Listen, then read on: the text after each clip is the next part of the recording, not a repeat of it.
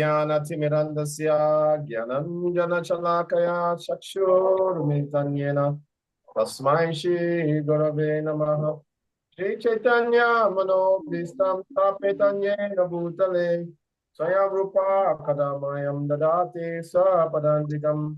वन्देऽहं श्रीगुरो श्रीयुक्तापदकामनं श्रीगुरुं वैष्णवंश्च श्रीरूपा साग्रजाता सागना रघुनाथं वितं तं सजीवं साद्वैतं सवधूतं परिजनसहितं कृष्ण चैतन्यदेवं श्रीराधा कृष्णपदा सागना ललिता श्रीविशाखावितंश्च हे कृष्ण करुणा सिंधु दीनबंधु जगपते गोपिका गोपिका कांता राधा कांता नमोस्तुते तप्त कंचन गौरांगी राधे वृंदावनेश्वरी वृषभानुसुते देवी प्रणमामि हरिप्रिये पंचकल्पतरुभ्यश्च कृपा सिन्धुभ्य एव च पतितानां पावनेभ्यो वैष्णवेभ्यो नमो नमः।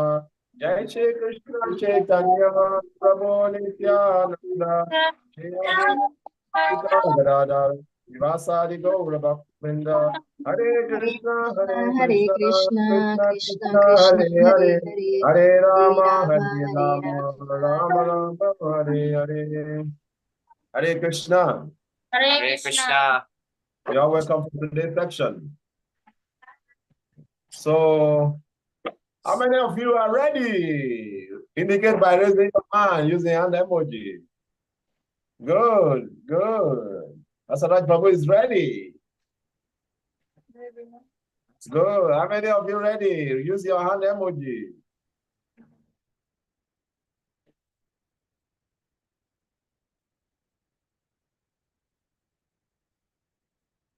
Oh, I'm not seeing hands up. Use your hand emoji. If you are ready. Yeah, good. Thank you.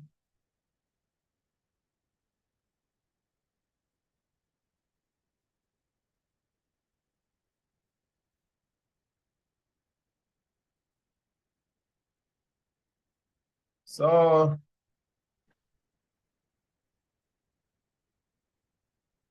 let's start. So Rasharak Prabhu, we start from you, please. Timekeeper, accurate timekeeper, keeper, panel of judges. Who is going to be the timekeeper?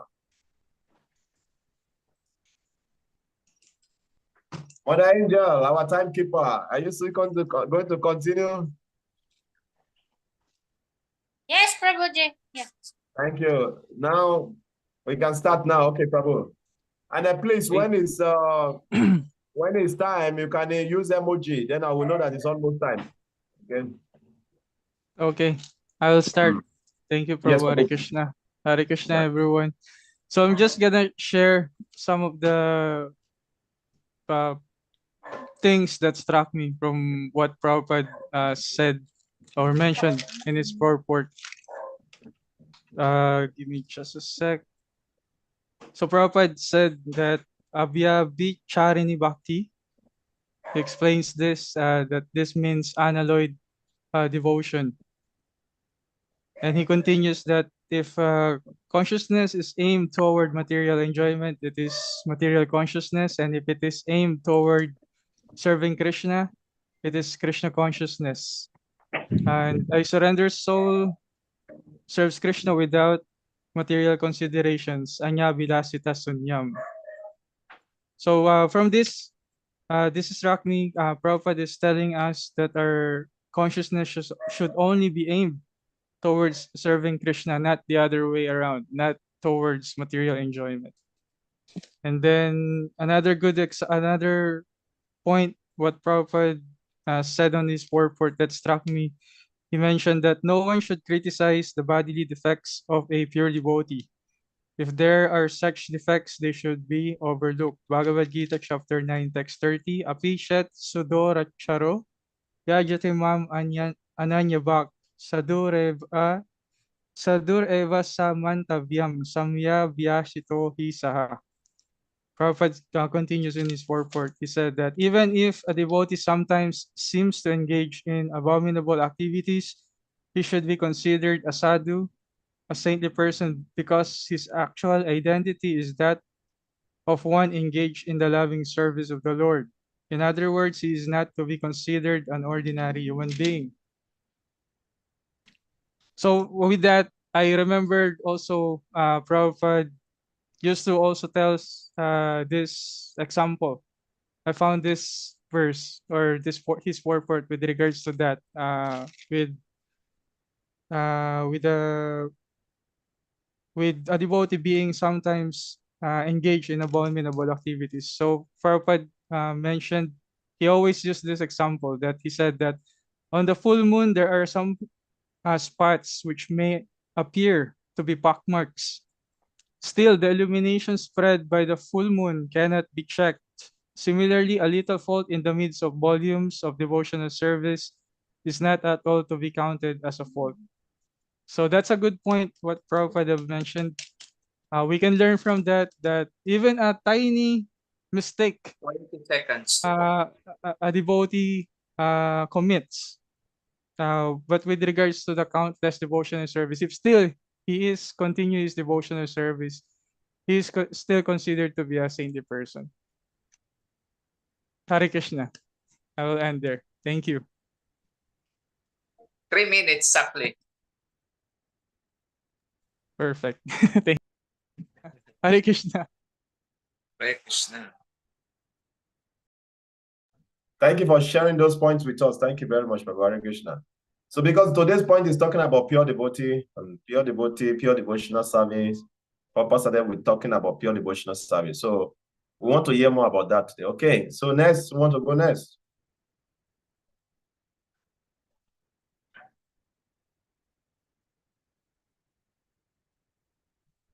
Chandra Prabhu, go next. Share what you read with us. Okay. Oh, you have not read? Yeah, I read. I really like this verse, because it's kind of emphasizing how we cannot see a pure devotee without material perception, with material perception. I think this is the conclusion of this verse. Actually, you cannot see, there's this verse that one's eyes must be anointed with the salve of love for Krishna, then one can see. So in the same way, yeah, what is it? How does the verse go? The Brahma Samhita verse? Yeah, Charita Bhakti Velochanena. So, in the same way, we cannot see a pure devotee with material vision. We have to see him with the eyes of devotional service. That's why it's emphasized that we should simply serve the pure Vaishnava, serve the topmost devotee of the Lord. And then Prabhupada is explaining here that a topmost devotee is a Goswami, one who has completely controlled his senses. And then he refers to the 6 Goswamis as examples. Normally use that there are many Goswami families, but this is based on caste, the caste system, and not based on actually the qualities of a Goswami, the qualities of a Brahmana, even to say.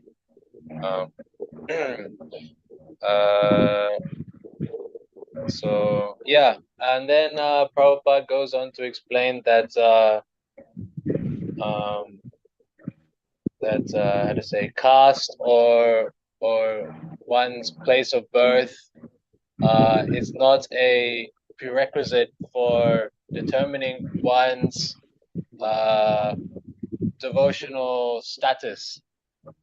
That just because there are Americans and European Vaishnavas doesn't mean that they are not qualified to be Vaishnavas or Brahmanas. That his god brothers have fault-finded Srila Prabhupada for giving Brahman initiation to his disciples. But that is not the injunction of Shastra that is given in Hari Bhakti Vilas by the six Goswamis, etc. But is according to guna and karma, according to qualities and activities. So we can practically see that the Western devotees are practicing the activities of a perfect Brahmana and trying to become devotees of the Lord. So how can we Ryan find fault Prabhu, we are in not that? hearing Yes, you. sir. How many seconds? Cannot hear We me? are not seeing you. Ryan Prabhu, we are not seeing anything. You have to speak. 3 minutes now. I'm speaking. It's already time. Okay, thank you. You cannot hear me? It's over, Prabhuji. Okay. Your time is over. Thank you. Yeah. Okay. Hare Krishna. Okay, thank you very much, Prabhuji, for your contribution. Hare Krishna. Right, Prabhu, you want to go for you want to share with us?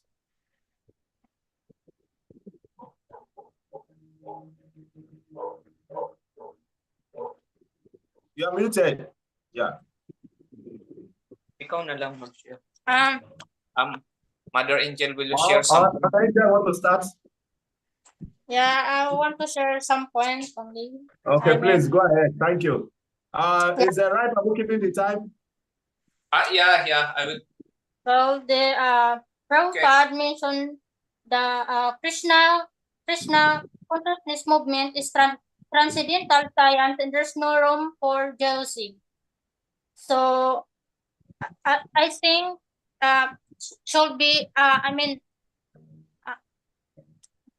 because this movement is meant for the Paramasansas who are completely free from all jealousy.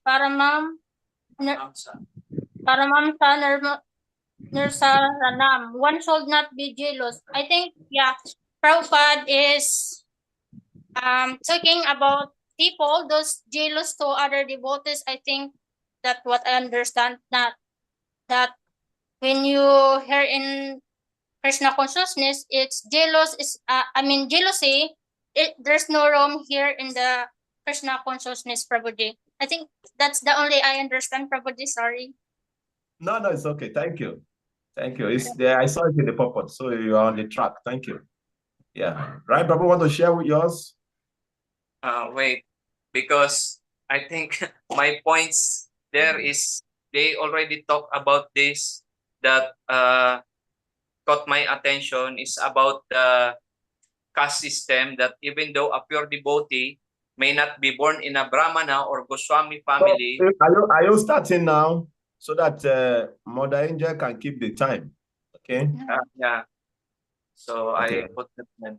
So my points here that even though a pure devotee may not be born in Brahmana or Goswami family, if he engage in service of the Lord, he should not be neglected. In actuality, there cannot be a family of Goswamis based on material consideration, caste, or heredity. The Goswami title is actually the monopoly of the pure devotees. Thus, we speak of 6 Goswami headed by Rupa Goswami and Sanatana Goswami. Rupa Goswami and Sanatan Goswami had practically become Mohammedans and had therefore changed their names to Dabir, Kasa, and Sakara Malik. But Sri Chaitanya Mahaprabhu himself made them Goswami. Therefore, the Goswami title is not hereditary. The word Goswami refers to one who can control his senses, who is a master of the senses. A devotee is controlled by the senses, but the controller of the senses. Consequently, should be called Swami or Goswami even though he may not born in Goswami family. So, according to this formula, the Goswamis are descendants of Sri Nityananda Prabhu and Sri Advaita Prabhu are certainly devotees. But Right, Prabhu. We are still going to read all these points you are reading. yeah. So, Okay. So yeah, because we're still going to read it. Yeah. Okay. So my points here is, even though if a pure devotee is not from the Goswami families, but if he is engaged in the service of the Lord, should not be neglected according to the purport of Srila Prabhupada. So like these two Goswamis, they actually become Mohammedans and had therefore changed their names. But Sri Chaitanya Mahaprabhu himself made them Goswamis. So this title, according to the purport, even if you are not born from the Goswami family, if you have a pure devotion, if you are a pure devotee, you can have the title of Goswamis. That's all what I can share the points. Thank you very much, Prabhu. Thank you. So, any other person want to share? Then we can go through the purport.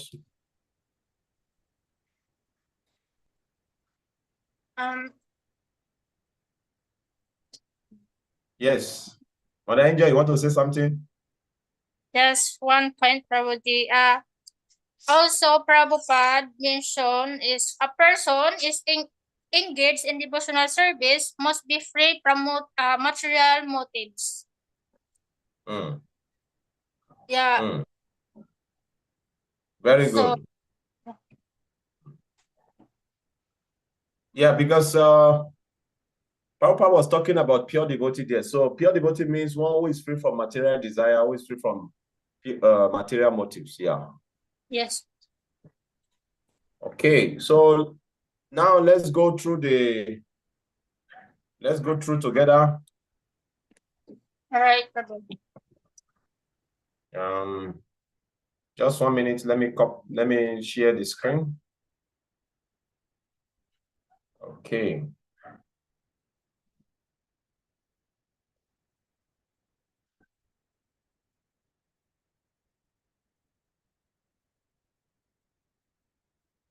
Okay. It's a very long. Yeah, Ashaya Mataji, you want to say something?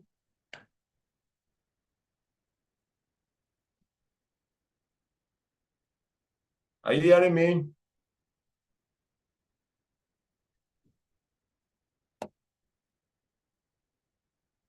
We can't hear you. You have to unmute Hare yourself. Krishna Prabhuji. Can you hear me now? Yeah, we can hear you now. Hare Krishna, please accept my humble obeisances. All glories to Srila Prabhupada. So what resonates in my heart is this. So do you want to share with us now? Sorry? Do you want to share your own points with us? Yes. Can okay, I? 1 minute, just 1 second. Mother Angel, please keep the time. Your time started now. Okay, start. Okay, so what resonates in my heart is this in the purport. How do you call it? An offense of the lotus feet of the Vaishnava is very serious. Chaitanya Mahaprabhu has described his offense as hati mata. And he actually gave an example there that, for example, the mad elephant's offense, the mad elephant can create a disaster, especially when it enters into a nicely treated garden. One should therefore be very careful not to commit any offense against a Vaishnava.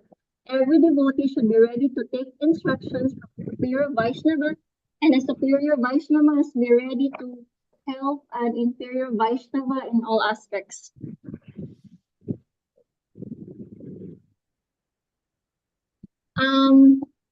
So I just want to share that this is very nice that it's stated there, but it is also very important that when we go to our devotional path or devotional service, we should always take a guidance. So it's very important if we have a Siksha Guru because, for example, they give us an instruction not to be offensive, but most of us don't know actually how to do that. But if we have such a Siksha guru who can actually like guide us that we can act accordingly, then we can avoid this kind of offenses. So I'm just sharing. Thank you so much, Hare Krishna. Thank you very much. Yeah, thank you for sharing with us. Thank you. Okay, so let's continue.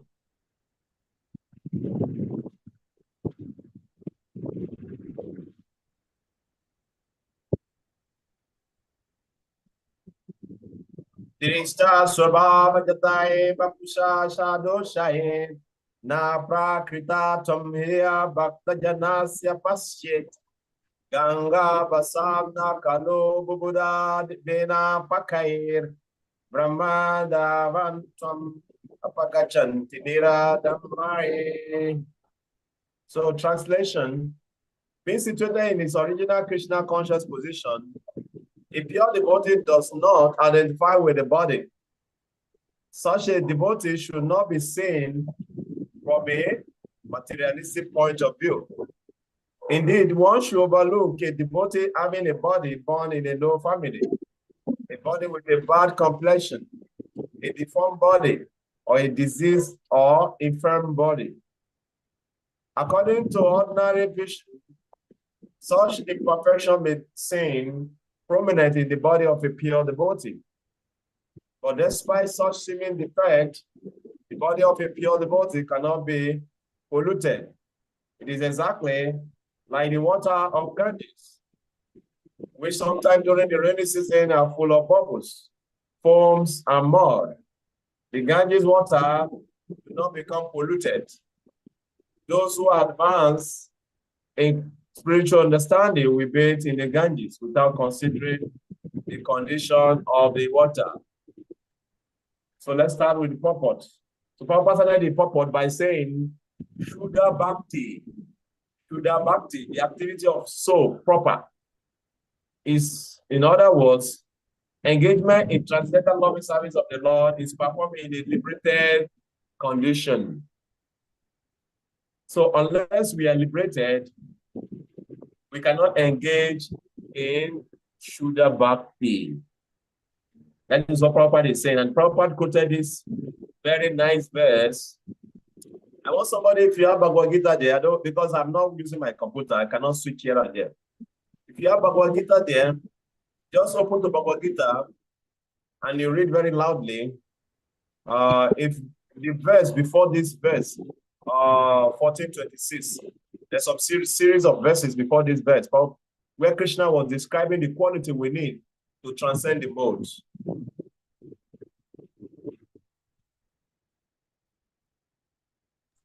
Prabhuji, what verse? What verse in Bhagavad Gita?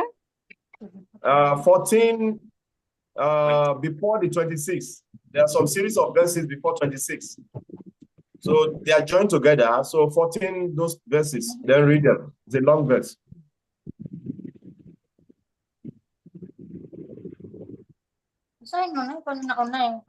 Yeah, Prabhuji. 1426. No, 1426, before that. For that. 1422 to 25. Very good. Read it. 22 to 25. Yeah, so I will just read the translation. Yeah, read the translation.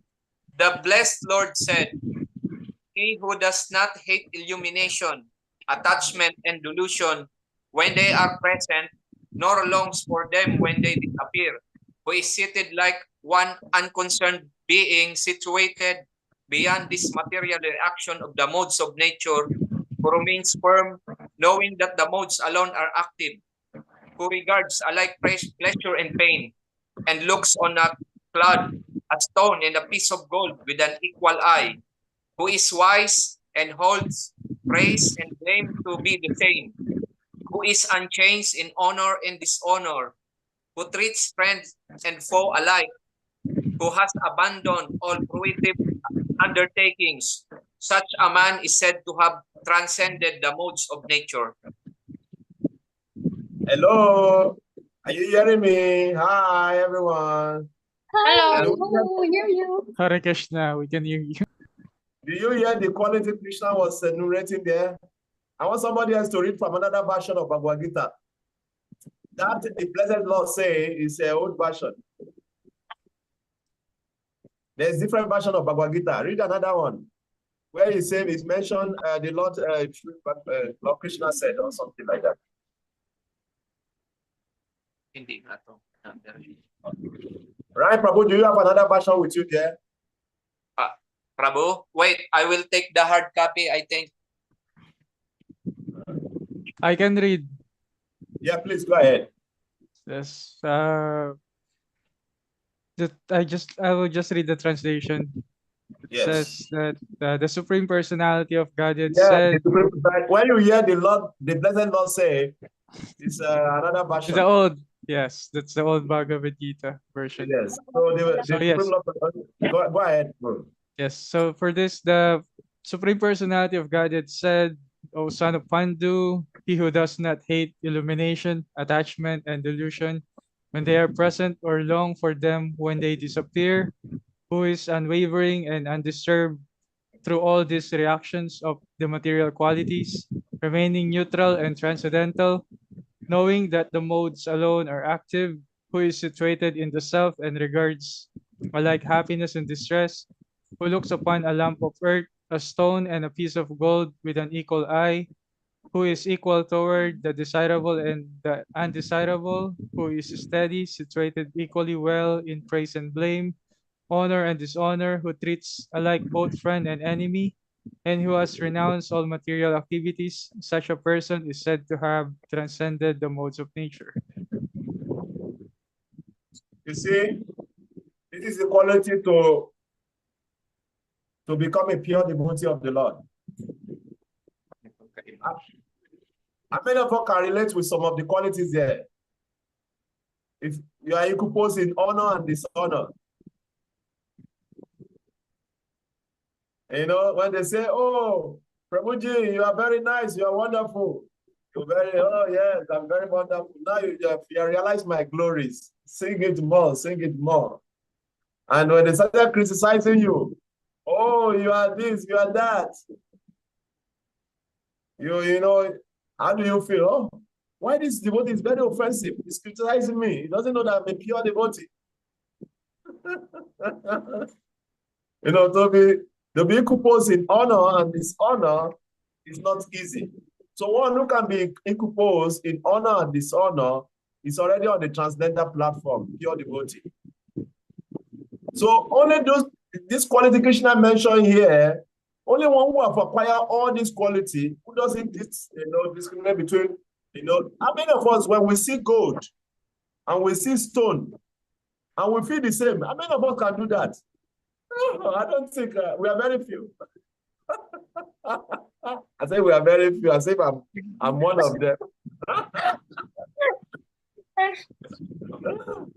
You know, you see gold and you see stone, and you feel the same. I'm very sure at our platform now, when we see gold, it's like, wow, how much can I make from here? Wow, how many dollars can I make? You know, then we see stone, it's like, oh, this is useless. So all these qualities, we need to acquire them. We have to acquire them for us to be on this Sudha Bhakti, to engage in Sudha Bhakti. That is why you see, Prabhupada is quoting the verse after that. How to engage in Sudha Bhakti. One has to engage in devotional service unfailingly in all circumstances. Let's go back to the Prabhupada is speaking. Let's go back to the verse. Prabhupada is unfailingly in all circumstances.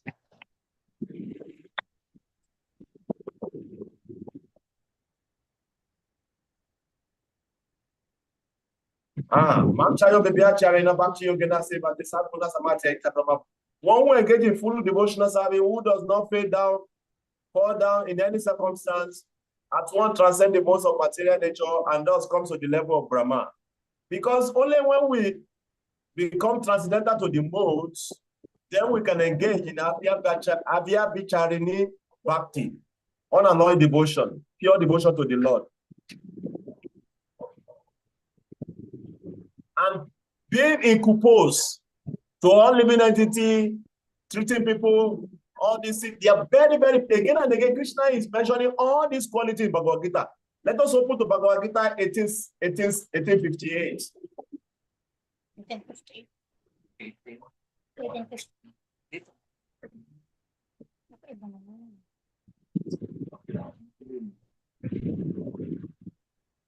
What is there in 1858, please?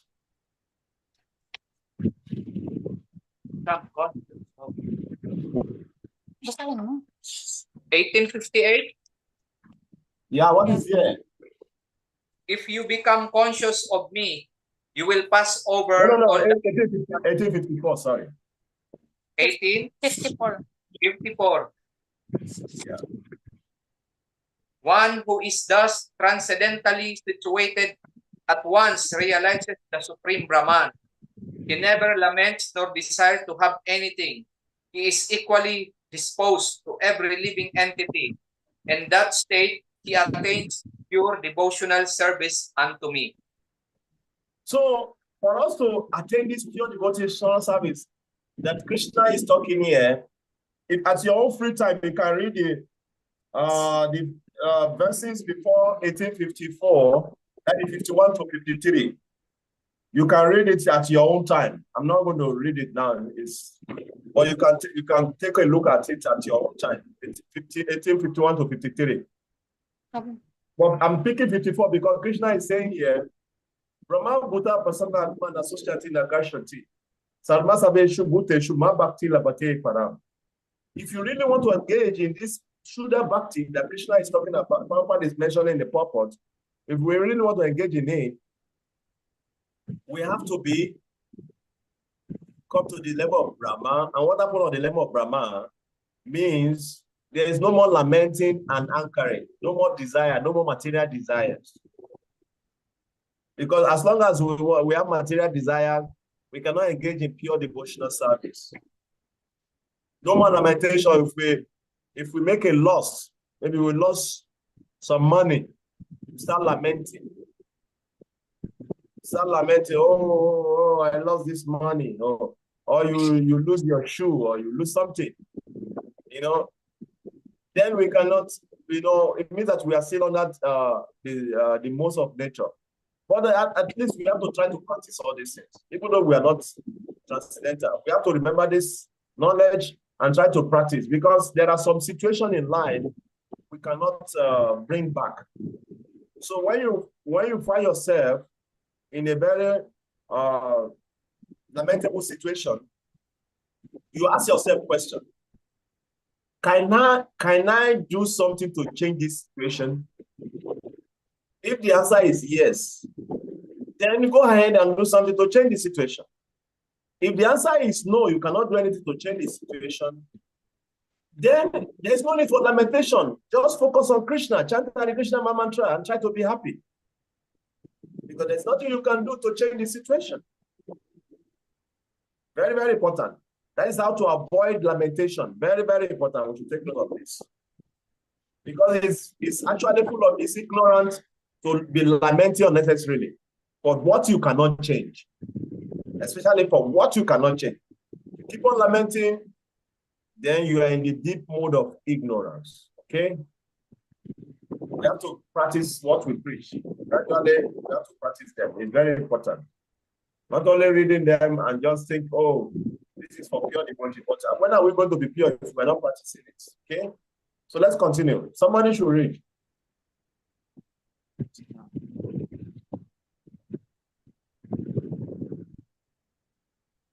Six.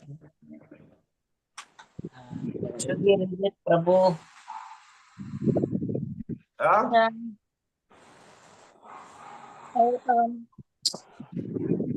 Can you read? Yes. Okay. Avyavicharini Bhakti means unalloyed devotion. A person engaged in devotional service must be free from material motives. In this Krishna consciousness movement, one's consciousness must be changed. If consciousness is aimed toward material enjoyment, it is material consciousness. A surrendered soul serves Krishna without material considerations. Anya vilasita sunyam jnana karmadi anavartam. Unalloyed devotional service which is transcendental to the activities of the body and mind, such as jnana, mental speculation, and karma, fruitive work, is called pure Bhakti Yoga. Bhakti Yoga is proper activity of the soul, and when one actually engages in unalloyed, uncontaminated devotional service, he is already liberated sa gunan samatitiyaitan. Krishna's devotee is not subjected to material conditions even though his bodily features may appear materially conditioned. One should therefore not see a pure devotee from a materialistic point of view. Unless one is actually a devotee, a devotee, he cannot see another devotee perfectly. As explained in the previous verse, there are three types of devotees. Kanista Adhikari, with worshipping deity in the temple. A Madhyama Adhikari, however, can distinguish between the devotee and non-devotee, as well as the devotee of the Lord. Thus, he treats the Supreme Personality of Godhead, the devotee and non-devotee in different ways. No one should criticize the bodily defects of a pure devotee. If there are such defects, they should be overlooked. What should be taken into account is the spiritual master's main business, which is devotional service, pure service to the Supreme Lord, as stated in Bhagavad Gita 9.30. Apichet sudura charo bajet mam ananya bak sadur eva sa mantavya samyag svya vasito hisa. Even if a devotee sometimes seems to engage in abominable activities, he should be considered a sadhu, a saintly person, because his actual identity is that of one engaged in the loving service of the Lord. In other words, he is not to be considered an ordinary human being.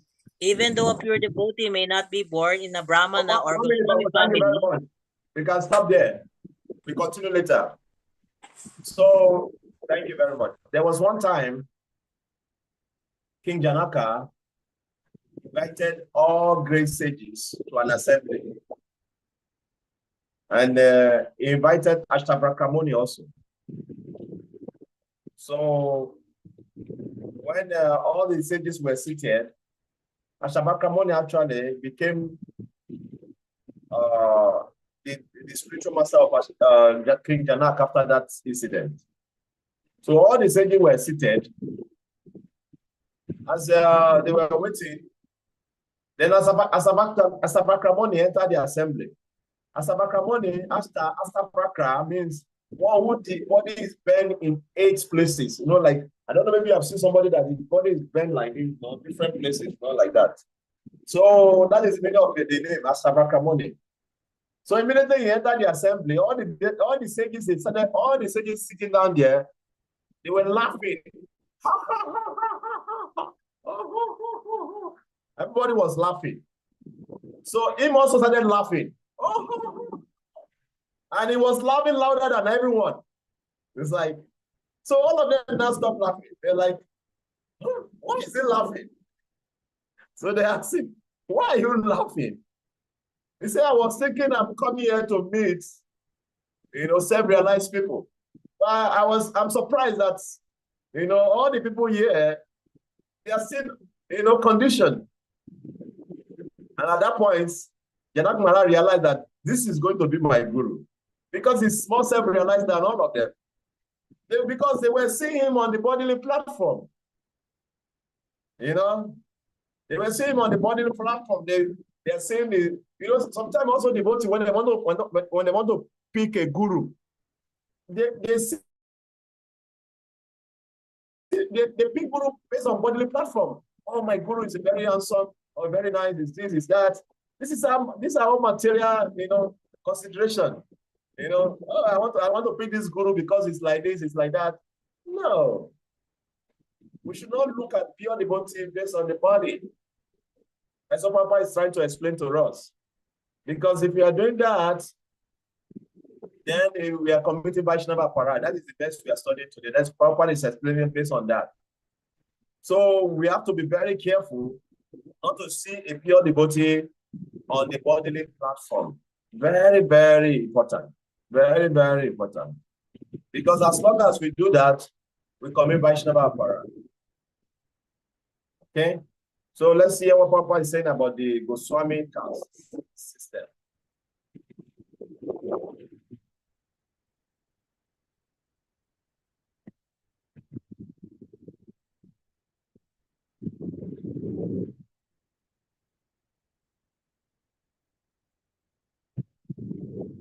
Yeah, now someone else can read.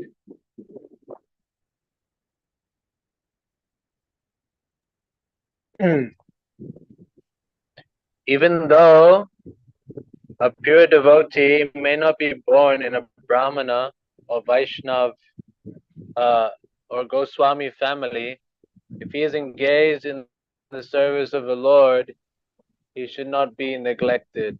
In actuality, there cannot be a family of Goswamis based on material considerations, caste or hereditary. The Goswami title is actually the monopoly of the pure devotees. Thus we speak of the 6 Goswamis, headed by Rupa and Sanatan Goswami. Rupa and Sanatan Goswami had practically become Mohammedans and had therefore changed their names to Dabira Caste Malika. Himself made them Goswamis.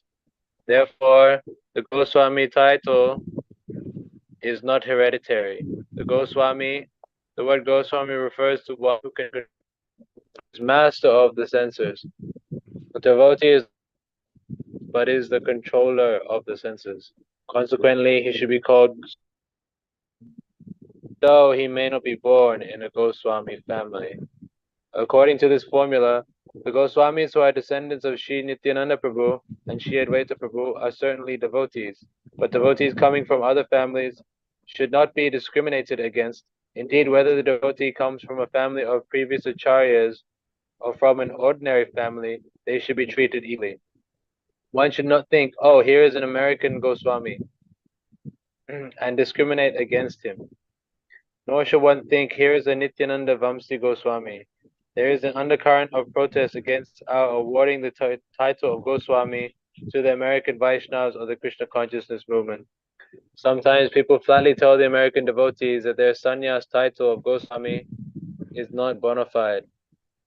However, according to the statements of Srila Rupa Goswami in this verse, an American Goswami and a Goswami in a family of acharyas are non-different. On the other hand, a devotee who has attained the title of Goswami but is not born of a Brahmana father or Goswami in the family of Nityananda or Advaita should not be artificially puffed up by thinking that he has become a Goswami. He should always remember that as soon as he becomes materially puffed up, he immediately falls down. This Krishna consciousness movement is a transcendental science, and there is no room for jealousy. This movement is meant for the Paramahamsas who are completely free from all jealousy. Paramam Nirmatsaranam. One should not be jealous whether he is born in a family of Goswamis or has the title of Goswami awarded to him. As soon as anyone becomes envious, he falls from the platform of Paramahamsa. Jai. Hare Krishna. Anyone else like to read? All right. Hare Krishna. I continue. Prabhupada actually was talking more about this because all the leaders of the temple in Vrindavan, many of them are called Goswamis. Whether they are Grihastha or whatever, they are called Goswamis because many of them, they are descendants of some pure devotee. So generally, those kind of people who have come from the lineage of pure devotee, it's natural for them to want to discriminate against others. Okay, so Prabhupada was writing mainly because of these people. Because we have people who are from Nityananda, and all this. Naturally, those people they are Goswami is added to their name, whether they are Grihastha or they are, because they are very highly elevated. They are coming from a very highly elevated family. That's why Prabhupada is mentioning here that people, although they may talk down on his disciples, but still, because Krishna consciousness is a science, and if the devotees are following it properly, they are qualified science also. So they should not look down on them. But the devotees also themselves, they should not become puffed up.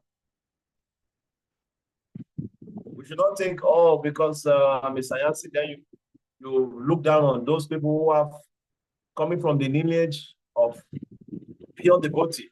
You know, it's not for you to take birth in the lineage of pure devotee. You know what Krishna said in Bhagavad Gita. It's not easy. So we should not puffed up also. We should not, for somebody to take birth in the family of a pure devotee is not a small, it's not a cheap thing. You know, they might have accumulated, you know, pious, perform austerity for many years in their past and all those things. So devotees should be very careful not to be puffed up. That's what Papa is trying to say here. And yeah, like that. So because immediately they become puffed up, they will fall down from the Paramahamsa state. So, and Papa mentioned about not being envious. This verse is from the second verse of Srimad Bhagavatam, where Sukadeva Goswami is describing the glories of Bhagavatam. Yeah, that this scripture is meant for those who are non-envious. Envy is not encouraged in devotional service. If you are envious, you cannot make advancement in spiritual life, no matter how highly elevated you may be. Once you have envy in your heart, you cannot make spiritual progress. Because if you are envious, you always be, doing something that will be hampering your spiritual life. Actually, really envious means that you don't have faith in God. Because when you are envious, if somebody is a very wonderful devotee, doing maybe bhajan more than nicely, and you are envious of such a person, it means that you are telling Krishna, why are you blessing this guy? You're supposed to do that for me. It means that Krishna, you don't know what you are doing. Actually, we are envious of Krishna. If you are envious of anyone, it means that we are envious of Krishna ultimately. That Krishna does not know why he's doing what he's doing. It's not qualified to give people different karma according to their past activities. So enviousness is not encouraged in devotional service. It's the only disease in our heart that cannot be utilized in devotional service.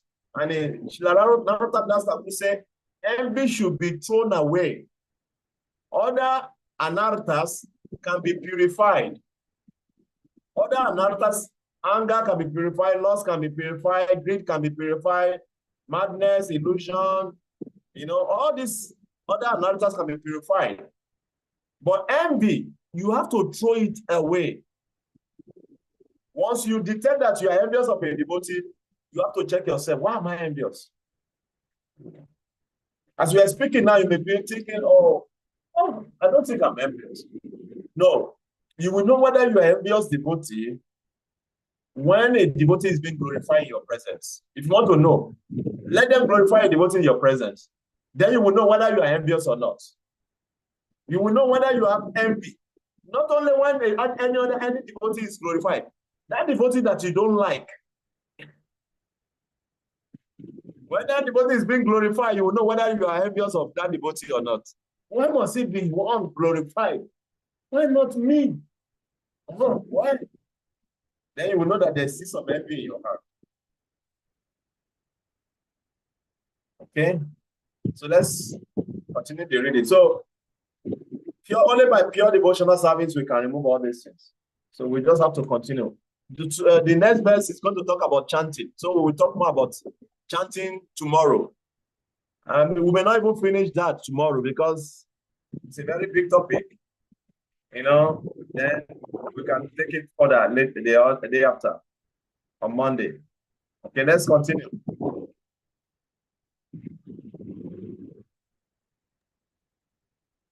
Okay, we continue. Yes. If we consider the bodily defects of a Vaishnava, we should understand that we are committing an offense at the lotus feet of Vaishnava. An offense at the lotus feet of Vaishnava is very serious. Indeed, Sri Chaitanya Mahaprabhu has described this offense as Hati Mata, the mad elephant offense. A mad elephant can create a disaster, especially when it enters into a nicely trimmed garden. One should therefore be very careful not to commit any offense against a Vaishnava. Every devotee should be ready to take instructions from a superior Vaishnava, and a superior Vaishnava must be ready to help an inferior Vaishnava in all respects. One is superior or inferior according to his spiritual development in Krishna consciousness. One is forbidden to observe the activities of a pure Vaishnava from a material point of view. For the neophyte especially, considering a pure devotee from a material point of view is very injurious. One should therefore avoid observing a pure devotee externally, but should try to see the internal features and understand how he is engaged in the transcendental loving service of the Lord. In this way, one can avoid seeing the pure devotee from a material point of view, and thus one can gradually become a purified devotee himself. Those who think that Krishna consciousness is limited to a certain section of people, a certain section of devotees, or a certain tract of land are generally prone to see the external features of the devotee. Such neophytes, unable to appreciate the exalted service of the advanced devotee, try to bring Mahabhagavata to their platform. We experience such difficulty in propagating this Krishna consciousness all over the world. Unfortunately, we are surrounded by neophytes, God brothers, who do not appreciate the extraordinary activities of spreading Krishna consciousness all over the world. They simply try to bring us to their platform, and they try to criticize us in every respect. We very much regret their naive activities and poor fund of knowledge. An empowered person who is actually engaged in the confidential service of the Lord should not be treated as an ordinary human being. For it is stated that unless one is empowered by Krishna, one cannot spread the Krishna consciousness movement all over the world. When thus criticizes a pure devotee, he commits an offense, Vaishnava aparad, that is very obstructive and dangerous for those who desire to advance in Krishna consciousness.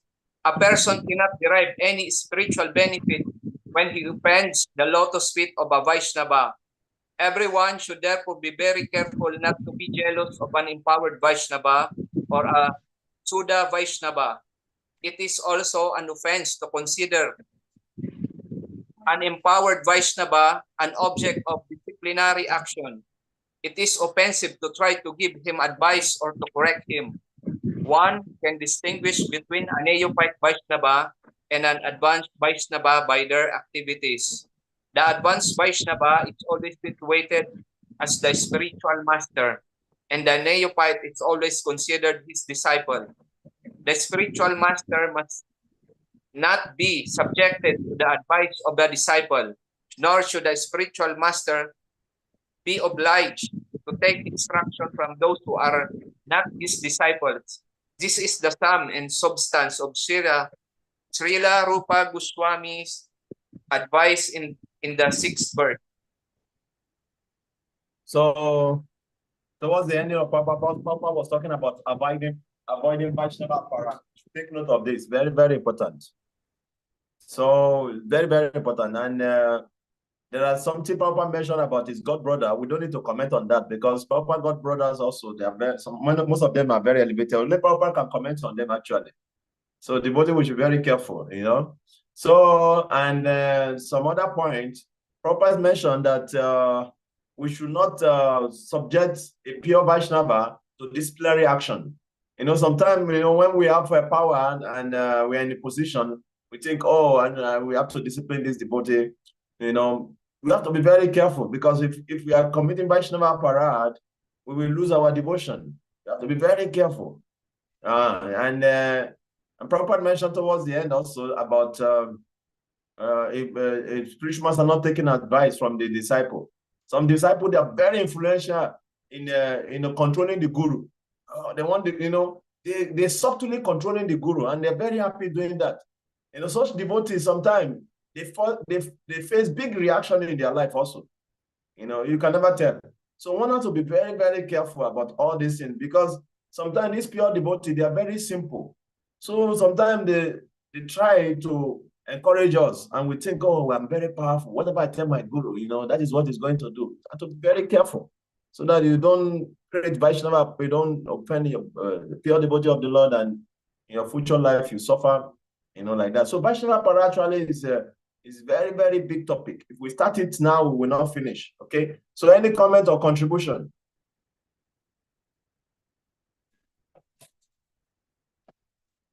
Yes, Ryan Prabhu, please go ahead.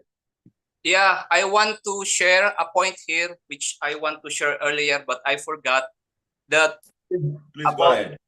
Committing a Vaishnava aparad is very crucial, because if you commit this, even Krishna cannot save you unless you say sorry to that devotee and you are sincere.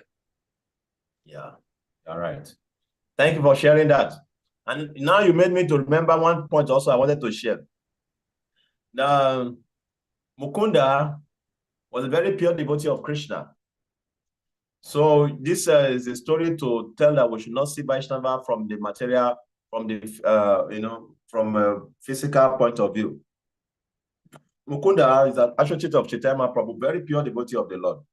So he decided to take Gadadhara Pandit to Pundarika Vidyanidhi, because Pundarika Vidyanidhi just came to Navadvip at that time. So he was telling him the glories of Pundarika Vidyanidhi, that a great pure Vaishnava has come here. I want to take you, come and see, come and see. And Gadadhara was very, Gadadhara happens to be a pure devotee right from his birth, So he never mixed with worldly people. He was always serious, studying the scripture like that.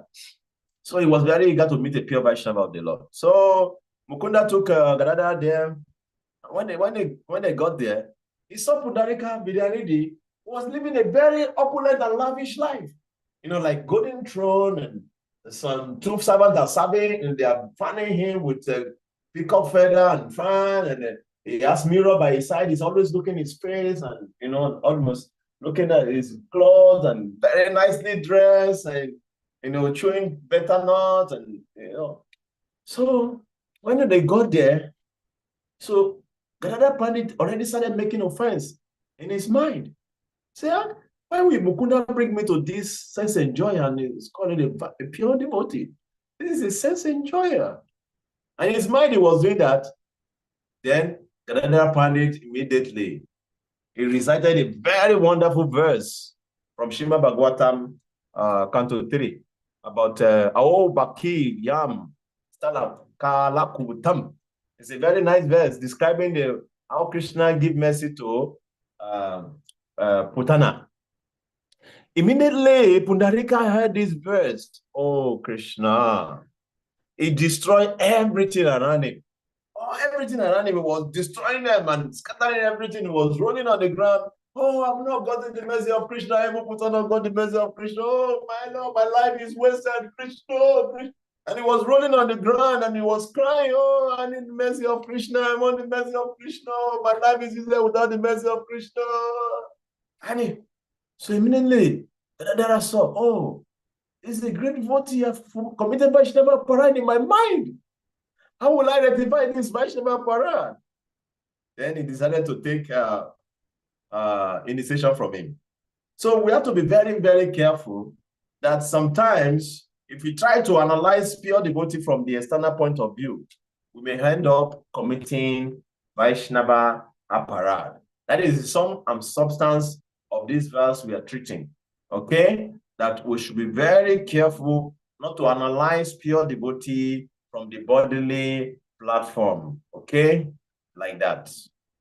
Any other points? Yeah, I have a point. Yeah, go ahead. Then we take a shrine. Yeah. So in there's disciples of Gaur Govinda Maharaj, and actually after Gaur Govinda Maharaj left his body, then they took shiksha from Narayan Maharaj, most of them. So there are many of these disciples of Gaur Govinda Maharaj in Australia, and they have this and some of them, not all of them, but they have this philosophy that because Srila Prabhupada, Govinda Maharaj, they took birth in very high class kind of Brahmin families or Pure devotee family. Vaishnav families. Therefore, they are pure devotees, and therefore, they will recommend like, oh, you should take initiation from, Radha Govinda Maharaj or Shubhag Swami, because they are devotees coming from Brahmin families within ISKCON. So this kind of mentality, seeing a devotee with material vision, is very prominent, even in senior, devotees. Yeah, actually, what you are saying, thank you very much. What you are saying became very prominent immediately after Prabhupada left, and many Western sannyasi or devotees started falling down. That is why this thing came up. Yeah, when many sannyasi were falling down. But because a few of them fell down doesn't mean that many of them were not sincere and pure. That is what those people don't understand also, okay? And we cannot blame them for that, having that kind of consciousness, because they understand that what it means to have a low body. It's not that it's completely true what they are saying, but actually, our body we have so much influence on us. But pure devotional service is so pure that can purify anyone from any level of consciousness. That if you remain on that platform, it's very, very important. So pure devotional service is very powerful that can purify anyone. But still, like I remember one devotee, Briya Bhagavad Swami Maharaj, he took initiation from 3 consecutive Maharajas and fell down. Just imagine such devotee, what kind of consciousness they will have. They might lose faith in Krishna, but he has a philosophy that helped him a lot at that time. He was sharing with us when he was lecturing us in India. So he was saying, the spiritual master is like a boat to take us back to God. So if you're on your journey, so if your boat or your car break down on the way, that does not mean you should not take another car. That was the philosophy he was saying, not like that. Now, that does not mean that you should just stuck there because my car broke down, so I'm not going again. I don't want any other car because I'm scared of any other car breaking down. No, it's not like that. So, like what you are saying is right. That is why some of the devotees develop such consciousness. But still, that does not mean that the power of devotional service cannot purify one who sincerely takes shelter in the pure devotional, because pure devotional service is so powerful. If you really take shelter of it, like wholeheartedly, your body becomes completely transcendental. So such devotee should not be discriminated against. So those who are doing that, they are committing Vaishnava aparad. Thank you for sharing that. Yes, Mataji. Yeah, thank you. Hare Krishna Prabhuji, I just wanna share. Am I unmute? Okay. I just wanna share this beautiful message from Prabhu. I believe that I am not good enough has nothing to do with bhakti. Bhakti does not depend on any. Mataji, you are sharing a very nice message, but your mic is not proper. So then we will not hear you properly, then we will miss your message, okay? Oh, okay. Let me turn this off. Sorry, my computer may be bad. You hear me now? When you lean close to your mic, it was very clear. I think you should do that. No, I think it's if I turn on my camera in my microphone. Now you are far from the mic. Yeah, because I turned off my camera. Okay, so what I'm trying to say is I wanted to share this beautiful verse from Prabhu Mahatma Das. He said that the belief that I am not good enough has nothing to do with bhakti, since bhakti does not depend on any material qualification. It depends on being sincere. So for us, like, for example, we're having these feelings, oh, like we're physically not good enough for Krishna. We should always not think like that, because Krishna always see our sincerity. It's the sincerity that make us, appreciate. Krishna appreciates us because of that. So just sharing that.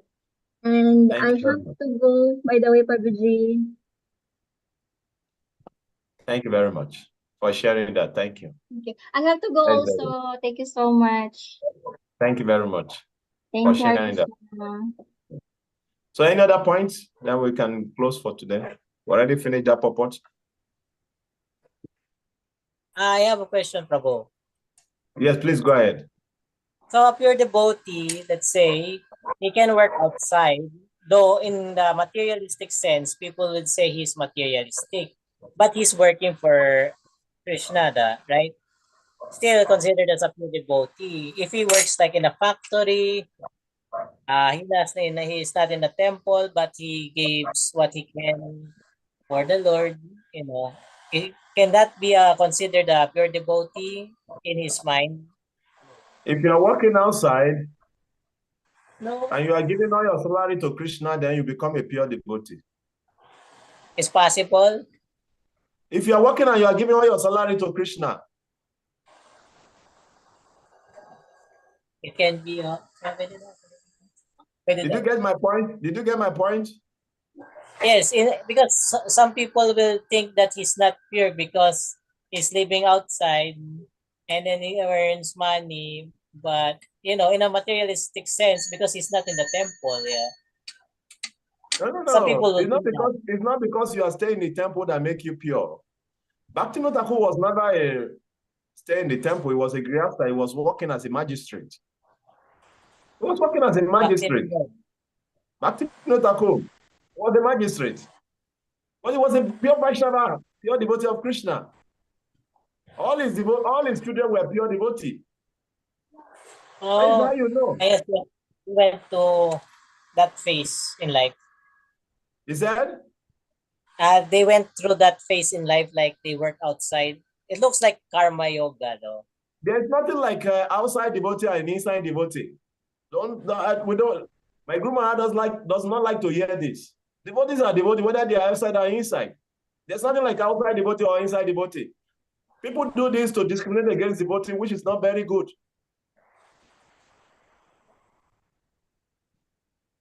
Okay. As long as someone is chanting the Hare Krishna mantra, you understand the philosophy of Krishna consciousness, trying to practice, there's nothing like outside or inside devotee. Terrible. Thank you, Prabhu. Yeah, devotee is a devotee. As long as he's chanting and following the regulative principles, chanting your rounds, studying the scripture, what do you mean by outside devotee?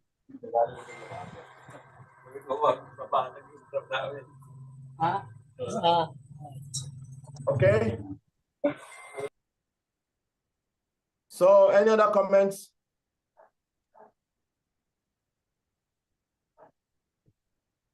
Yeah, one thing I want to say about this outside and inside devotee is that, see, in ISKCON, people have come up with this because of the setting in the Western world. And that is what is affecting us. We are not growing so much in the Western world because of thinking, oh, we treat, the devotee in the temple, they think that they are very pure devotee. And they treat those devotees who are coming from outside like, they are very low and they are not, they are useless or they are in Maya or whatever they are thinking, I don't know. But it should not be like that. It should not be like that. Someone may not be staying in the temple and is very pure devotee because he's trying to serve and using whatever resources he has to serve Krishna. You cannot discriminate against such devotee like, oh, he's an outside devotee. No.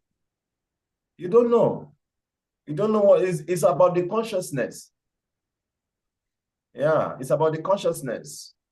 So everything about the devotional service is about consciousness. That is why Prabhupada named the movement International Society for Krishna Consciousness. It's all about our consciousness.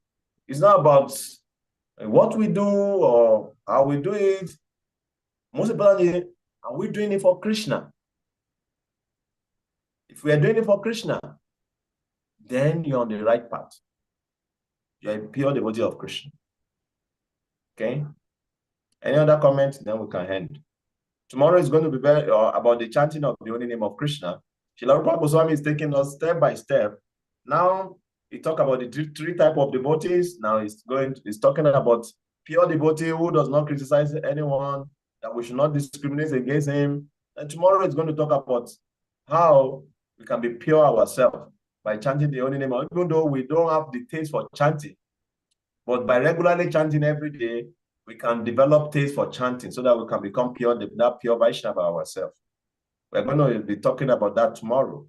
So if you read, I'm not going to force you to read now, because at the end also I'm going to share. I'm just having a problem with my computer. Is my mouse pad is disturbing me. You know, when I try to put on it's jumping here and there.